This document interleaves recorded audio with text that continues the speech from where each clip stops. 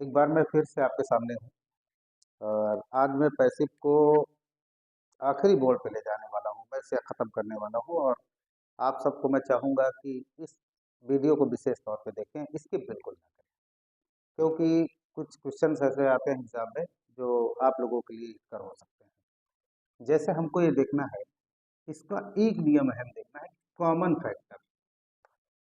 Common factor common factor में by और door ना लगाएं, बाई डोर ना लगाएं, बाई डोर ना लगाएं, ये बहुत बड़ी चीज़ है। अब यहाँ से जो लोग हमें सुन रहे हैं तो वो ये समझ नहीं पा रहे होंगे डोर मतलब क्या। तो उनको समझ में आता है कि डोर का मतलब दरवाजा। नहीं, यहाँ स्पेलिंग पे आप ध्यान दीजिए, मैंने डोर की स्पेलिंग DOER लिखी है। तो आप ये जानते होंगे कि डू मीन्स करना और डोर का मीन्स करने वाला। तो यहाँ ये ध्यान देना है कि बाई डोर नहीं लगाना है, यानी बाई और कर्ता को लास्ट में नहीं ले जाना है। जैसे अभी तक हमने आपको बताया कि कर्ता को अंत में रख दें या कर्ता को अंत में रखने से पहले बाई लगा दें, ये मैंने अभी तक बताया था। लेकिन अब आपको ये ध्यान देना है कि अगर कॉमन फैक्टर है तो उसमें बाई का प्रयोग नहीं करना। जैसे द पुलिस द पुलिस काट द थीफ, काट द थीफ, द थीफ। अब एक सेंटेंस मैंने लिया है कि द पुलिस काट द थीफ, इसका मतलब पुलिस ने चोर को पकड़ा। अब यहाँ देखिए, जनरली यही है कि चोर को पकड़ने का काम पुलिस ही करती है, तो ये एक कॉमन सी बात है। तो इसमें हमें लिखना होगा, टेंस का ध्यान रखेंगे, द थीफ वाज टेंस के अनुसार, कैच का थर्ड फॉर्म ले लीजिए, काट। अब आम विद्यार्थी क्या करेगा, बाय द पुलिस कर देगा, बाय द पुलिस कर देगा, जबकि आपको बाय द पुलिस करने की जरूरत नहीं है। ध्यान रखिए कि by the police, by the police, ये जो आप लिखते हैं इसे लिखने की कोई जरूरत नहीं है। आपका वाक्य इतने में पर्याप्त है, द थीफ वाज का। फिर से देखिए, the doctor the doctor detected या examined the patient, the patient. अब हमने एक और कॉमन फैक्टर लिया है, द पेशेंट। हमने एक और कॉमन फैक्टर लिया कि डॉक्टर ने मरीज का परीक्षण किया, डॉक्टर ने मरीज को जांचा परखा चेक किया, जिसकी आप हिंदी जैसे निकालना चाहें। अब यहाँ देखिए, द पेशेंट ऑब्जेक्ट है हमारा, ऑब्जेक्ट को हमने सब्जेक्ट लिया, ऑब्जेक्ट को हमने सब्जेक्ट बना, हमने लिखा the patient, the patient. Tense का चेक कर लीजिए, वाज। एग्जामाइंड का ले लीजिए, एग्जामाइंड, एग्जामाइंड। अब यहाँ इसी ध्यान रखें कि एग्जामाइंड बाय द डॉक्टर करने की जरूरत नहीं है, क्योंकि मरीज को देखभाल करने का काम, मरीज को चेक करने का काम ये डॉक्टर का है, इसलिए बाय द डॉक्टर लिखने की जरूरत नहीं है। और एक आध देखें, the someone someone has picked up my pocket, my pocket. यहाँ देखिए, अगर ये समवन को मैं द थीफ कर दूं तब भी चलेगा, द थीफ कर दूं या द पिक पॉकेट कर दूं तब भी चलेगा। अब यहाँ हमने लिखा कि someone has picked up my pocket, किसी ने मेरी जेब काट लिया, किसी ने मेरी जेब काट लिया। तो क्या करेंगे, ऑब्जेक्ट है माई पॉकेट, हम ऑब्जेक्ट को पहले लेंगे, my pocket, my pocket. Tense का ध्यान रखेंगे, परफेक्ट में है तो इसलिए हैज बीन करेंगे, हैज बीन पिक्ड अप का पिक्ड अप, पिक्ड अप। अब हमको बाय समवन करने की जरूरत नहीं, क्योंकि किसी ना किसी ने तो जेब काटी, किसी न किसी ने तो जेब काटी, इसलिए बाई किसी न किसी ने करने की जरूरत नहीं है। या अगर इसी को मैं लिखता the thief has picked my pocket, चोर ने मेरी जेब काट ली, तो आपको ये लिखना है कि my pocket has been picked, मेरी जेब काट ली गई। जाहिर सी बात है कि जिसने काटा ईमानदार तो नहीं, चोर होगा। तो यहाँ आपको ये ध्यान देना है कि कॉमन फैक्टर में आपको बाई और डोर नहीं लगाना है। एक चीज और ध्यान देंगे आप, मैं दूसरी चीज आपको बता दूं, दूसरा ये ध्यान देना है, somebody somebody everyone everyone all में बाय डोर नहीं लगाएंगे। दोबारा फिर से नियम चेक करिए, अगर somebody आ गया, somebody की जगह someone भी हो सकता है, anyone भी हो सकता है, आप समझ रहे हैं, थोड़ा सा माइंड सेट को आप थोड़ा सा बढ़ाएंगे। तो somebody या everyone या all है, ये ऐसी सब्जेक्ट है, डोर है जिसमें बाई और डोर नहीं लगाना है। जैसे someone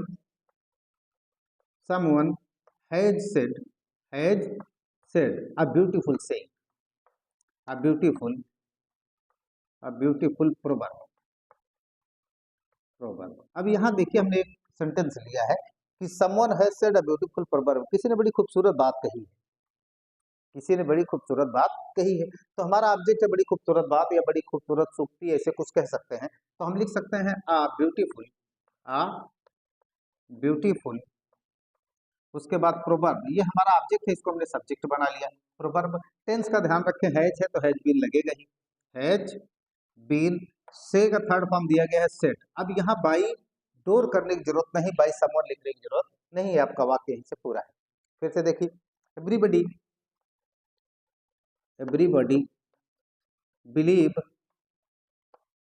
बिलीव इन गॉड, हर आदमी भगवान में विश्वास करता है, हर आदमी ईश्वर में आस्था रखता है।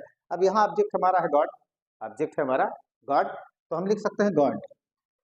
उसके बाद टेंस का ध्यान रखिए, बिलीव, टेंस का ध्यान रखिए, बिलीव तो ईज हो जाएगा, बिलीव का थर्ड फॉर्म ले लीजिए बिलीव का थर्ड फॉर्म बिलीव, बचा क्या है, चेक कर लीजिए इन। अब यहाँ बाई एवरीबडी लिखने की जरूरत नहीं है, क्योंकि हर आदमी करता ही है। तो आप सीधे लिख दीजिए कि ईश्वर पर विश्वास किया जाता है, मतलब हर आदमी करता है, इसमें लिखने की जरूरत नहीं है। उसी तरह all likes N easy going life, easy going life. अब यहाँ आप ध्यान दीजिए, एक सब्जेक्ट हमने लिया, ऑब्जेक्ट लिया, इजी गोइंग लाइफ, मतलब आसानी से चलने वाली जिंदगी, बिना तकलीफ के, बिना मुसीबतों के चलने वाली जिंदगी। तो हमारा ये ऑब्जेक्ट है इजी गोइंग लाइफ, तो हम क्या करेंगे, ऑब्जेक्ट को सब्जेक्ट बनाएंगे, हम लिख सकते हैं an easy going life. Tense का ध्यान रखें, लाइक्स हमने लिया है तो हो जाएगा इज, लाइक का थर्ड फॉर्म ले लीजिए लाइक्ड। अब यहाँ बाई आल को करने की जरूरत नहीं, क्योंकि ये फितरत है भाई, ये हम सब की फितरत है कि हम सबको बेहतर जिंदगी चाहिए, कि हमको जो जरूरत हो तुरंत मिल जाए, मेहनत ना करनी पड़े, खोपड़ी नहीं पीटनी पड़े। आप समझ रहे हैं, तो ऐसी चीजों में इनका प्रयोग आप नहीं करेंगे। तीसरी चीज मैं एक और बताना चाहूंगा खत्म करने से पहले, आप उसको भी ध्यान देंगे। जैसे आमतौर पे सब्जेक्ट जब लास्ट में ले जाते हैं तो बाई और डोर लगाते ही लगाते हैं, बाई और डोर लगाते ही लगाते हैं, लेकिन कुछ वर्ब ऐसे भी हैं जिसमें बाई और डोर नहीं लगता। जैसे एक दो वर्ब का मैं उदाहरण दूंगा, बाकी बच्चे स्टडी करेंगे, अगर उनको लगता है कहीं समस्या तो टैग करेंगे मुझे। जैसे वंडर हो गया, वंडर, सरप्राइज,